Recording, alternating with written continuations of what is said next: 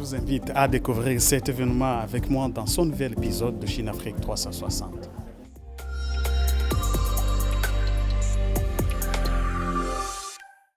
Battement de djembé, chant, danse.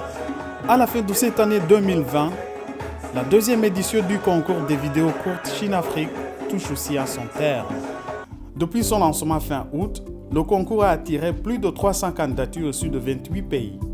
Les participants interprètent de leur propre manière le thème de cette année, main dans la main vers un destin commun, et partagent des moments inoubliables à travers leurs vidéos, marquant la solidarité entre les peuples chinois et africains face à la crise sanitaire mondiale.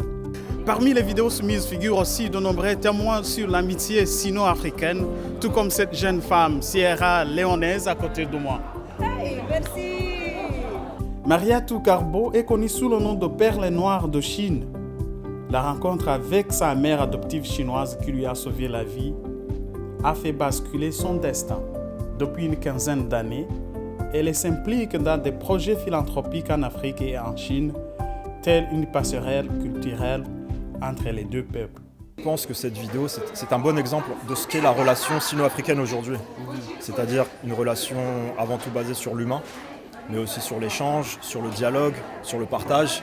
J'ai voulu donner un aperçu, un fort aperçu de la relation sino-africaine telle qu'elle est aujourd'hui. À l'issue d'une première étape de sélection, 47 participants ont été retenus pour l'étape de vote en ligne et de la sélection du jury. Le prix spécial de cette année est décerné à la vidéo Un entraîneur africain en Chine. This short video is not the end of the story of China and Africa, but the beginning. We will continue to create a better story of China and Africa. J'ai assisté au premier concours de l'année dernière. J'ai pu constater les différents changements appliqués à sa deuxième édition cette année. En plus de la Chine, le concours est désormais organisé en Afrique du Sud et au Sénégal. La catégorie des micro-vidéos a été ajoutée. Outre les jeunes Africains, les personnes engagées dans les échanges sino-africains sont également les bienvenues.